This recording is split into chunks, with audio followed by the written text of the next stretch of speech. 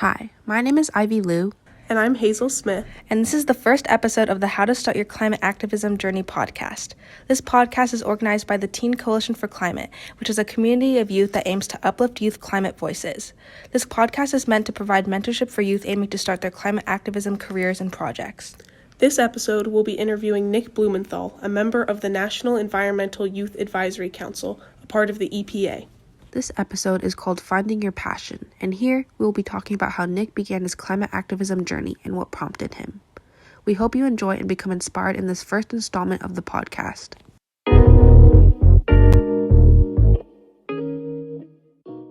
Hi Nick, it's so great to meet you. Let's just start off the interview by asking, who are you, what do you do, and what first brought you to the career path that you chose? It's a pleasure to be here today. My name is Nick Blumenthal, and I'm an international food systems activist from the United States. And I currently serve on the EPA's National Environmental Youth Advisory Committee, or the NEAC for short. So what first brought me to the career path that I've chosen was actually growing up in the American Midwest as a child. For me, I grew up with immigrant grandparents, and we shopped for the flavors of our heritage at the back of a grocery store. For us, we weren't necessarily as educated on what a healthy diet looked like, whether that be portion control or adequate nutrition. And eventually, I was able to make a change in my healthy diet after pediatricians warned me of the dangers of dietary-related diseases. But it wasn't until years later, upon reflection, that I looked back and realized just how many hurdles Americans and individuals around the world face when it comes to overcoming the challenges posed to marginalized communities in order to adopt a healthy diet. And so for me, I've committed my career in order to be able to alleviate those challenges and help these marginalized communities overcome those struggles in order to lead a healthy lifestyle with a nutritious diet. Yeah, I guess when so many things are manufactured in bright and flashy packaging, I think it can be really hard to gravitate towards balanced meals. And I think it's really inspiring how you took your experiences and turned them into reasons to make change. So as a food systems activist, what projects have you worked on? So I guess I can touch on some projects that I've worked on over the years, from the local to international levels. So locally, I work with my community garden, the Gainesville Giving Garden, in order to harvest and produce healthy, nutritious fruits and vegetables for members of our community, especially those members that don't necessarily have regular access to healthy food. Our community garden serves to overcome the sort of challenges of accessibility and affordability that millions of Americans and those around the world similarly experience when it comes to accessing and enjoying a healthy diet. Some of the projects within the community garden have been raising seeds to find climate-resilient crops that can enable sustainable food production for those impoverished members of our community, up to doing things like helping distribute and spread awareness on what dietary diseases look like and those challenges that face communities every day. On the international level, I do several different things, but one example would be kind of with the UN Committee on World Food Security. And through this, I was invited to speak and address member states on the benefits of applying data, artificial intelligence, and technology to modernize agriculture and provide more data-driven insights and decision-making to our field. These sorts of technological applications can improve both the sustainability and the production of our global food system and help provide a wider and better range of global food security and address problems with international malnutrition. Wow, these projects are truly so interesting. It's really inspiring to see how passionate you are in aiming to provide for these communities. On the same track of this, was there a defining moment that made you so passionate about the environment? The farmers on the ground are the ones that most directly are impacted and are forced to every single day contend with the detrimental effects of climate change and really focus on those mitigation efforts. And so to me, it's been incredibly inspiring and instilling of just a sense of urgency in order to protect these individuals that are most vulnerable, while at the same time recognizing the severe effects on not only just food insecurity, but the range of detrimental effects that climate change can have across all areas of life, whether that's also gender equality, social and economic hierarchies, and political stability as well. Yeah, I totally agree. It's really hard to see so many communities be affected by climate change. I think environmental racism is such a big thing, and yeah, just really cool to see some people using this as a way to make change. So were there any obstacles or struggles that you encountered whilst in this journey of activism? I think for me, I experienced a challenge that many individuals and young people face and experience every day across the United States when they first are trying to engage in this issue of climate change. And a major aspect of that is really kind of understanding the initial details and really being able to form those sorts of connections and understand the issue and synthesize the sorts of information that allow you to come up with your own opinions and ideas and allow you to actively engage in these conversations. I know for me, a very important initial step was reaching out to organizations within the field of food insecurity and malnutrition, whether it's a research field, whether it's a consultancy, whether it are farmers themselves, and first gaining that understanding of how my interests contributed to these issues. A lot of times within agriculture specifically, we talk about how we're often seen as a problem, and that's not necessarily as much about how we can be seen as a potential solution as well. And so for me, that was a very big part of the journey, was realizing there's a lot of media out there about maybe ways that agriculture could do better, but less so about, what are the practical steps of how we can actually get there? Who are the stakeholders involved? What are some of the sacrifices and some of the benefits and opportunities that await these stakeholders? And most meaningfully, how can we engage everyone in a collaborative effort to make a true difference? And so for young people and myself certainly as well, it's certainly a challenge just kind of realizing how do your issues align into this issue, because all of us, and it requires all of us to come together in order to impact meaningful change.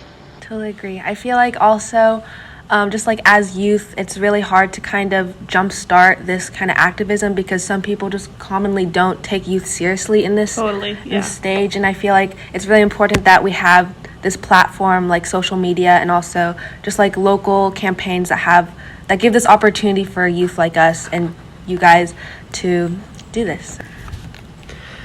You were talking earlier about how your biggest inspiration is probably like the farmers in the local communities around the farms. Would you say that those experiences with those farmers will dictate what you do in the future?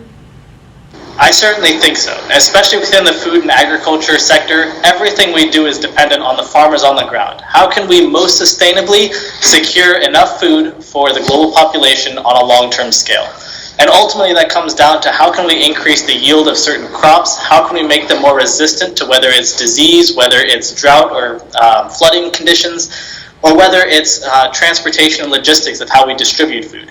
These sorts of issues that we kind of see around the world are really what's at the heart of the efforts that we make and what direction the industry goes in. And so certainly as someone who hopes to stay engaged and involved in this issue for my career and throughout the rest of my life, it's certainly an area where I see this really being influenced by those individuals that are most impacted and vulnerable by these current circumstances. What would you recommend for youth trying to start their own activism careers? I would say the most important thing is to initially recognize the difference between advocacy and activism.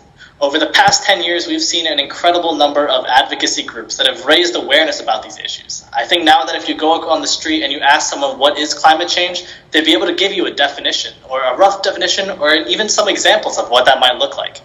But with everyone having their unique interests, it's also important to realize that climate change isn't just an overall broad term, and that what it looks like in between each of these different sectors. Between me, or for me, it's food and agriculture. For other members of the NEAC, it's members that are engaged in mental health, that are engaged in social equity, that are engaged in renewable energy. And it's understanding that there are so many of these different subcategories where climate change is relevant, and it's thinking about how your interests and what your personal contributions can be to better advance that your field and how we're adapting to climate change.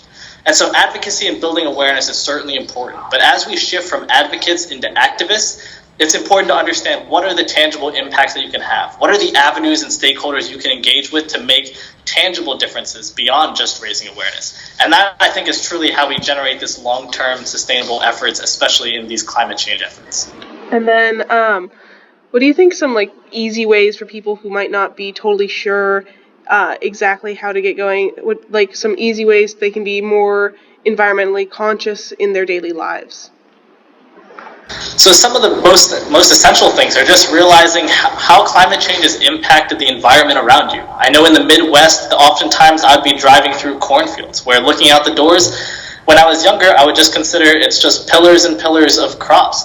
But then now it's thinking about it differently in terms of how agriculture has so many different avenues of ways that it impacts climate change, whether it's in terms of renewable energy within the US, whether it's food security, whether it's fertilizers and water quality. And so there are so many of these different issues that the world around us are really connected to climate change. And as youth, if we take a step back and start looking at how are these different elements that we encounter and engage with on a daily basis, how are they connected to climate change? And that's kind of ways that you can see both your direct world and your community being impacted by this issue. And I think that's sometimes the best and most easiest way to really become engaged on a local level and gain a direct understanding of how your role is directly implicated in the issue altogether. Great, thank you so much. Last question, are there any goals that you have for yourself or just for youth in general in the next 10 years or in the future? I think it's no secret that the SDGs are a goal, and that we are fairly at a real tipping point at this current moment about whether or not we're willing to invest and make the sorts of changes that could be pivotal for the next decades to come and future generations in addition to our own. And I think as youth, we're beginning to enter a field where we're able to contribute to these decisions on meaningful levels. And so it's our decision as a generation whether we want to be part of ignoring the issue or pushing it down the line for future generations to deal with, or do we want to be active leaders and make a true difference today and contribute to policy efforts, to these research efforts, to engagement within the public and private sectors in order to create that sort of sustainable difference. And so as youth today, I think that's the most important thing of how do we become advocates for our generations and those to come, and then how can we become activists in order to aid and contribute to those efforts today so we make that long-lasting sustainable commitment. Development goals are super, at least in Seattle where we're located, they're super integrated with things that we do for class projects. For example, one of the classes that we took last year, we were working on how to implement those sustainable development goals into an advocacy poster. And I think that it's just great for teachers, students, and everybody to get involved and do projects and raise awareness about these goals that would benefit us all in the long run. Yeah. Thank you so much for listening to the first episode of the How to Start Your Climate Activism Journey podcast. Stay tuned next time for Implementing and Failure with Licypriya, a 12-year-old activist from India. TCC out!